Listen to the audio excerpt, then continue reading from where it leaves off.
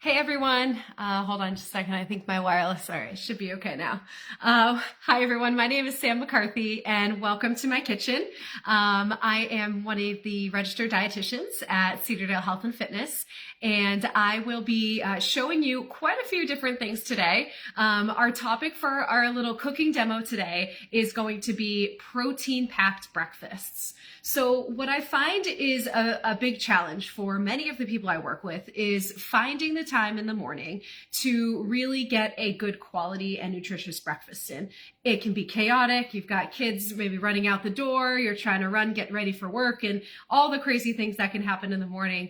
So breakfast kind of becomes a second thought after trying to get everybody in and out of the door, which is okay. But I'm going to show you a couple different things that are going to be actually 6 different things that are quick, easy, all high protein breakfast. So everything that you're going to see here today is at least 25 grams of protein per serving. It's about, I'd say on average 25 to 30, some of them closer to the 30 side. So it's a really good quality breakfast that's really going to give you the energy that you need to get your day going. All right, so let's start with the first recipe. So the first recipe that we're going to make is called a spinach tomato frittata. And I've made these several times before. I always use fresh tomatoes. I never thought to use sun-dried tomatoes until I saw this recipe. So that's what I have for you today. So what we're going to do is very simple. I have taken a dozen eggs and I have I've already cracked them, put them into the bowl. So we're going to mix them up, but what I'm going to do is I'm going to put some spices in here for a little extra flavor. The recipe calls for oregano and also for garlic powder in addition to salt and pepper. You can use a variety of different herbs and spices here. You can use like an Italian seasoning blend. That's an option. I use regularly everything bagel seasoning constantly on eggs. I use that almost every morning.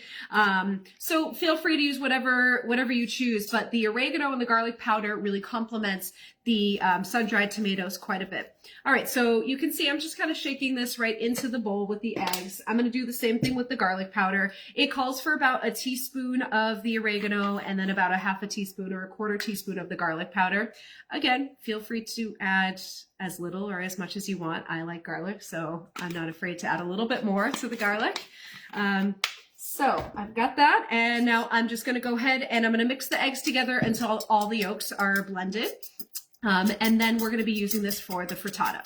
So what I also will be adding into the frittata, we're going to add the sun-dried tomatoes. We're going to add spinach into it, so just fresh baby spinach. And then we're also going to top it with a little bit of feta cheese for a little extra flavor. Also, cheese adds a little extra on the protein side. All right, so these eggs are just about blended here.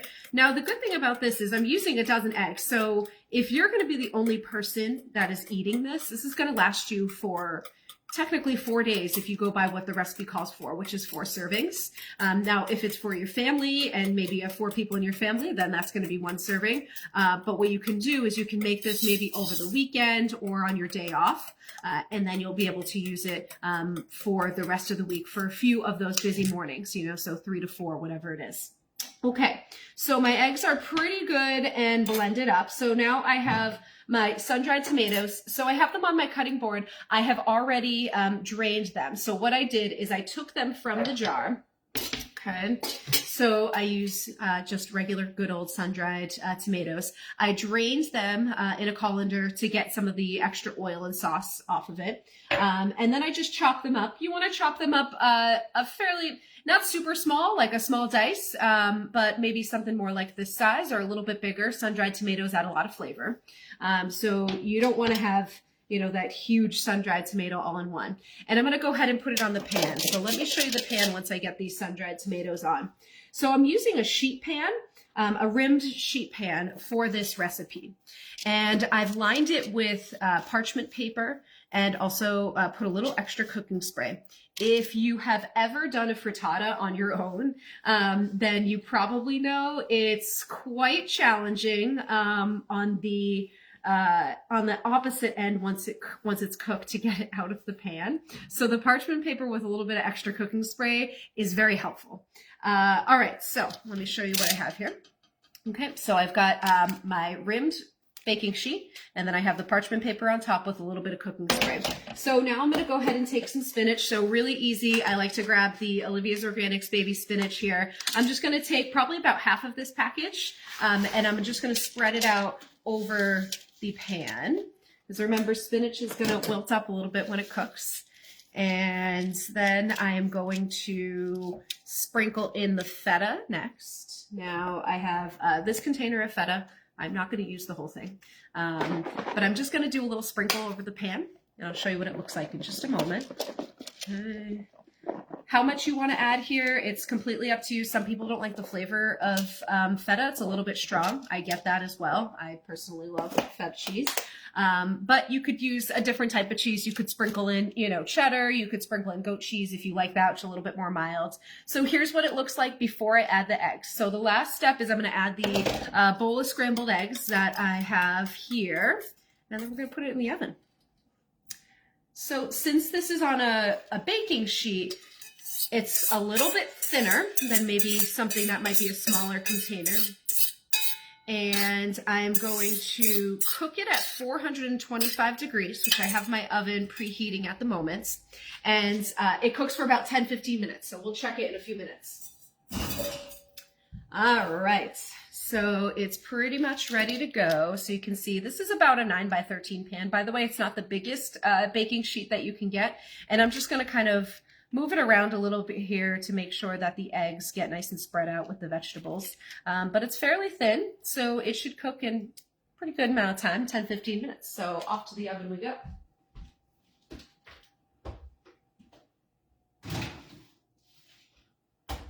Okay. So I set the timer on my oven for 10 minutes. So what we're going to do now is we are going to do our next recipe. So I have some other quick, easy recipes. That recipe is probably a little bit more involved because we are actually turning the oven on and putting something in the oven. I have only one other recipe that we're actually cooking something. The rest is going to be mostly putting things together or smoothies. So I have a whole bunch of things lined up over here on my counter, and I'm going to move you around so you can see everything that I have. So the first thing that we're going to do is we're going to be making a smoothie.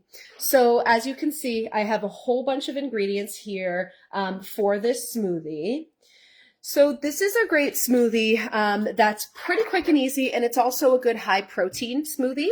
It does use something called collagen protein. And if you've never used that before, this is what I found at the grocery store. It's a pretty standard brand. It's not too hard to find. So what we're going to do is we're going to very easily put it all into a blender, and then we will mix it up, and then we'll be able to try it out. All right, so let's talk a little bit about these collagen peptides. So collagen is a pretty popular supplement so far. It's been something that has kind of emerged in the last few years in popularity. It's used really to help with some skin, hair, nail issues, also joint issues. That's really what it's promoted for. Collagen is something that's naturally occurring in our body that we need to rebuild all of our skin, hair, nails, and keep our joints and muscles healthy. Now, the research on collagen is mixed. There's some research that says it is effective to help with, say wrinkles or sagging skin or things like that. And some research that says it's not. So it's really up to you if you want to use it. This recipe calls for collagen, so I figured I would use it for you guys so you can get to experience this. And I've chosen the vanilla flavor, which is important for this recipe because we do have a few other things. So the vanilla is going to be a nice flavor. So in addition to the vanilla, we're also going to be using just regular milk. You can use almond milk. You can use any other kind of milk. It really doesn't matter, just something not flavored. We're also going to use just good old baking powder. You want to make sure it's unsweetened. Baking cocoa powder, sorry. Make sure it's unsweetened. You also want to have an avocado handy. So I have one right here. That's for some good healthy fats. We're going to sweeten it a little bit also with some dates. These are pitted dates, so I don't need to pit them, but sometimes you do have to depending on what you bought at the store. And then lastly, we're going to use a frozen banana. Frozen banana, you can use fresh banana too. It's just going to add a slightly different consistency to use the frozen banana, just like ice would if you were to add ice to the smoothie. Okay. All right. So let's go ahead and start adding all this stuff into our blender. And then we will blend it all up and go from there. All right, so I've got that banana in there. Now, an avocado. If you have never seen the special avocado tools you can get, this is the one that I use that I love. So you can see you can cut through with this plastic part, and then on this side there are some sharper edges to get the actual pit out of the middle of that avocado. So I'm just going to go ahead and cut it in half, take the pit out, skin it, and then throw it right into the smoothie. So of course the pit is going to, or sorry, the avocado is going to be adding in some nice healthy fats, because otherwise the other ingredients, there really isn't much fat in the rest of what we're having.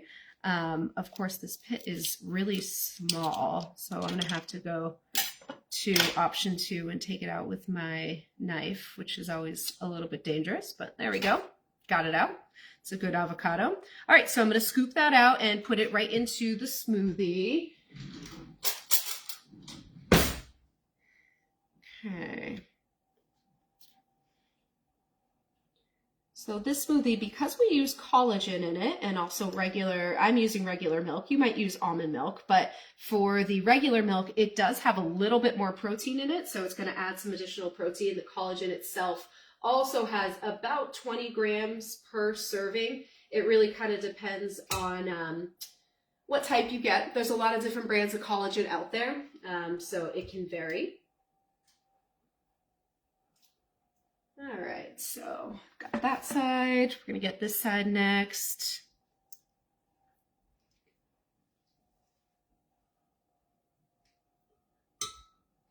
Okay. All right, so I got those in. Now for the collagen, depending on the protein powder that you get, we want to put about 2 scoops, because this is going to make 2 servings for the smoothie. That's what the recipe calls. I'm actually doubling that, so that way I could use a whole avocado and a whole banana.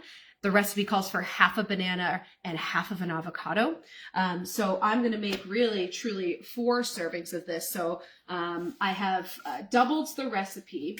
So what I'm going to do is I'm going to be putting in about of the protein powder. I'm going to put about a cup of the collagen proteins in here. So that's going to add a really good amount of protein. 2, 3.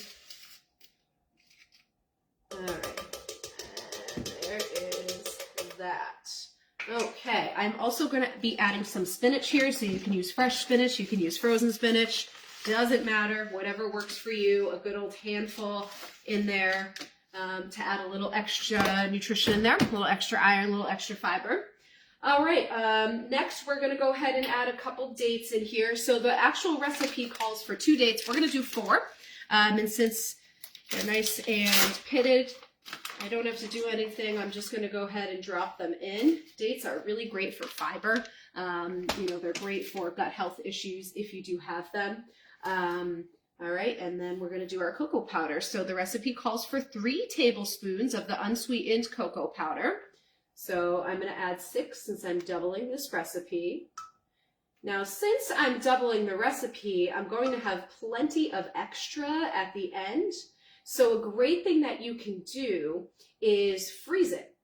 So freeze it in maybe individual servings, and then throughout the week, you can grab the smoothies, defrost them, and you don't have to make them every week, which is even better, right? Because then you don't have to do this and then clean everything. So it's really good. All right, and then last, we are going to do our 2 cups of milk here. So I'm going to put this in here, and then we're going to blend it up.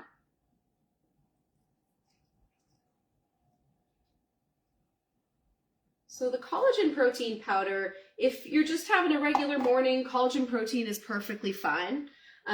If you're, say, maybe coming from a morning workout, there are a lot of other protein powders out there that are great. So post-workout, I would highly recommend something like whey protein. So if you can tolerate whey, that's a great option.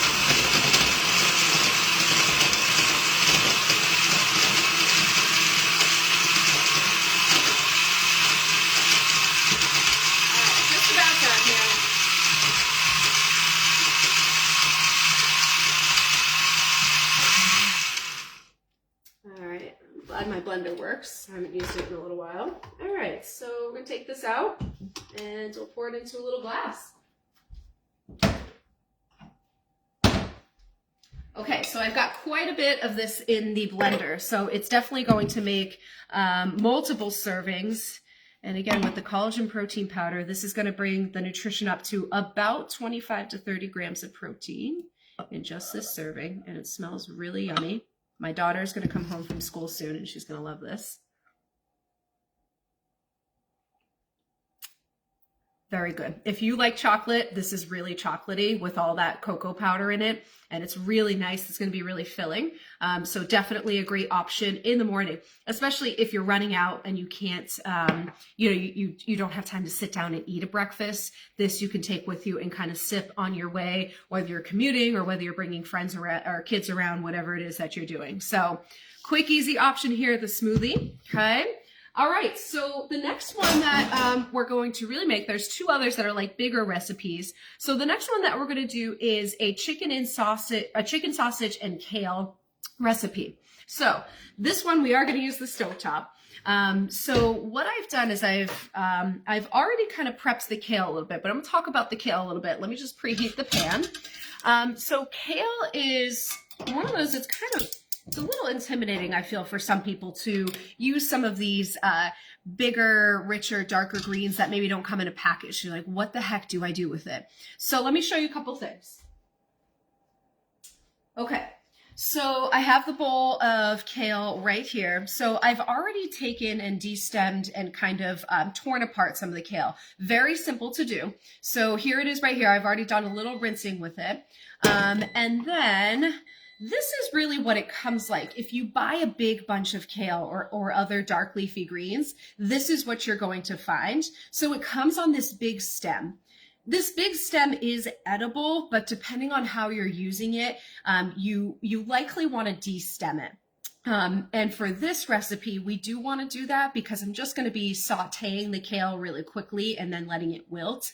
And this stem, while it's really fibrous, it takes a long time to cook. So I will use the stems in recipes that maybe cooking stuff in the crock pot for a long time, or maybe if I'm just steaming the kale for 20 minutes or so, this will get nice and soft and you can use it in that case.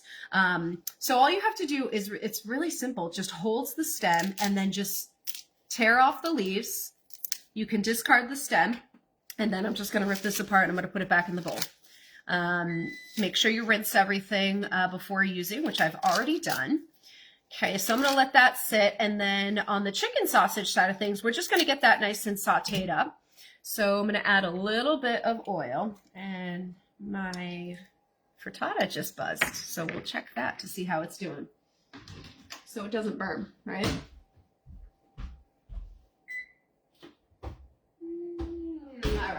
Let it go a few more minutes, probably 3 minutes or so is the timer I set on that. In the meantime, we're going to go ahead and set up for the chicken and sausage kale. So I have picked up this brand. So it's the Alfresco Sweet Apple Chicken Sausage. This is a great brand. It's very simple ingredients. Because it's chicken, it's a lot leaner. And I'm just going to chop them into little slices, and then we're going to throw them in the pan and just let them sear a little bit.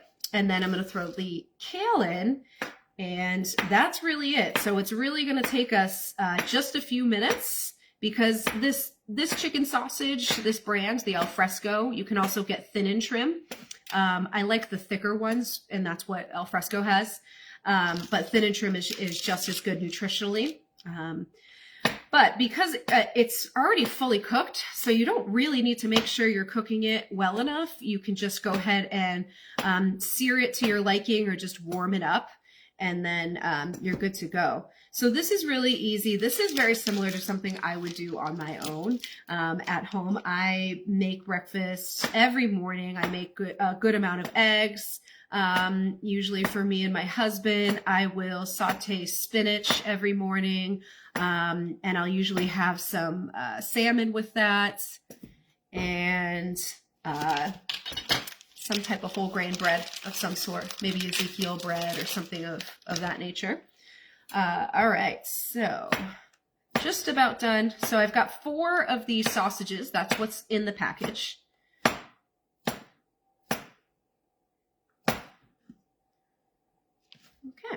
All right. So let me show you how I've chopped these so you can see how you want to do it, and then we're going to throw it in the pan. Okay. So I've cut them into little slices, and now I'm going to throw them in. And the pan is nice and hot.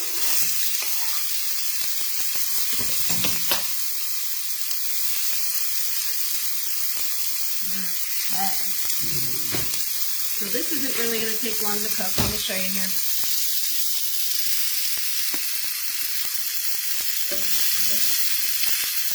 So they're already pretty much seared up. So I think we are just going to do this for another minute or so, and then we're going to add the kale in.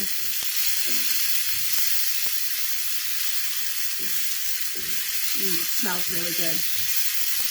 So because this is a breakfast recipe, I did choose the sweet apple just because that's a nice flavor in the morning, but really you can use any flavor that you want. And this is a recipe you could use for lunch or dinner. You know, you just saute the kale, you have the sausage, and you could put it on top of rice or some other whole grain, maybe on top of quinoa or barley, and serve it up like that. I typically will do this, and I will take 2 fried eggs, and I will put the eggs right on top and have it all kind of mixed together. That's my usual breakfast, just with the spinach I use and the salmon. All right, so these are looking pretty good. They are seared enough to my liking, but if you're doing this on your own, you do it to whatever feels right for you. And now I'm just going to put the kale in. So I'm going to saute this for just probably 2 minutes or so, maybe not even that. And then I'm going to put the cover on, and I'm just going to let it wilt. And that's pretty much it. You just want to make sure you mix it around as you're doing this so that you can get that heat into all of the different areas of the leaves. I used a whole bunch of kale, by the way. You can use half, you can use more than that if you want, whatever you feel most comfortable with. You can also get bags of kale that are already chopped up. They do have the stems on them often, not the biggest part of the stem, but they'll have some, so sometimes it can be a little tough. And that's when you would want to cook that a little bit more to soften the stem of the actual kale. Okay. All right. I'm going to let that sit for just another minute or so. My oven is going, so let's check this frittata. The timer's going off.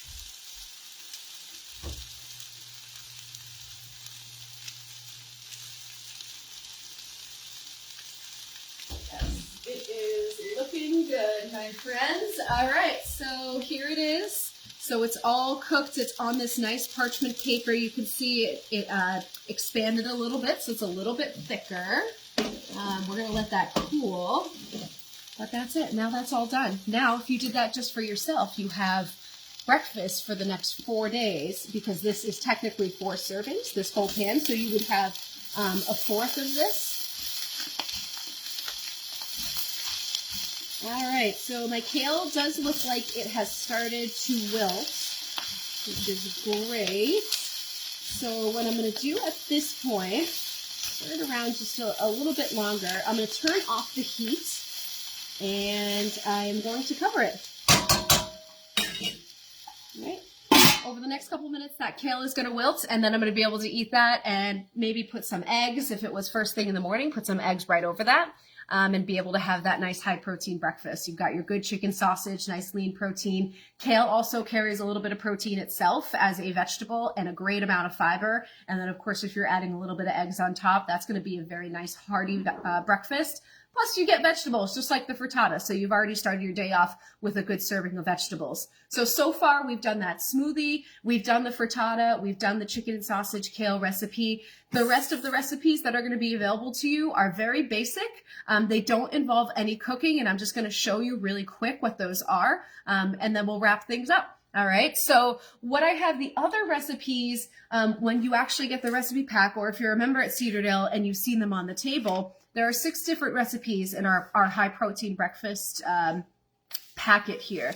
So we've done the chicken and sausage kale saute. Right underneath that is a yogurt recipe. So Greek yogurt itself is fantastically high in protein. So you can use that and then top it with some strawberries, some blueberries, some slivered almonds. So I have those all available over here. So I'll show you a few of these different things that I have. So blueberries and strawberries I have here all ready to go. Slivered almonds you can put on top. I like slivered almonds. I also really like walnuts, but really whatever you prefer as far as nuts, you can put right on top. And that's going to give you a good 26 grams of protein, but that is using 1 cup of yogurt, which is a little bit different than what the typical little cups that you get at the store. So like this one, this is a Siggi's yogurt. This isn't quite 1 cup. It's just under 6 ounces, whereas a full cup is 8. And this has 15 grams of protein. Still a good amount, but you definitely want to have a little bit more. If you're adding in some of the nuts and you're adding in fruit, this would be still be a good high protein breakfast. You'd probably get about 19, 20 grams, depending on how much you're doing for the nuts, if you have just the little cup. And that's for Greek yogurt or any type of Icelandic yogurt. Another great option is cottage cheese. So I have it here somewhere. Cottage cheese is definitely having a moment right now in the sun, but cottage cheese is super high in protein. If you look at the label, just half a cup is 12 grams. So if you were to do a cup, which would be half of this type of container, this size, you would do this, top it with some blueberries, okay, like I showed you before, and top it with a few additional hemp seed hearts. And that's going to be a very nutritious breakfast. Also a great snack. Snack, you could do maybe half a cup of the cottage cheese. Breakfast, I would do a cup. Hemp seeds are great because they're going to add a lot of additional fiber, healthy fats, and then just a little bit more of a different texture. So if you're a texture person, these can be nice. Or any other seeds like flax seeds or chia seeds, stuff like that.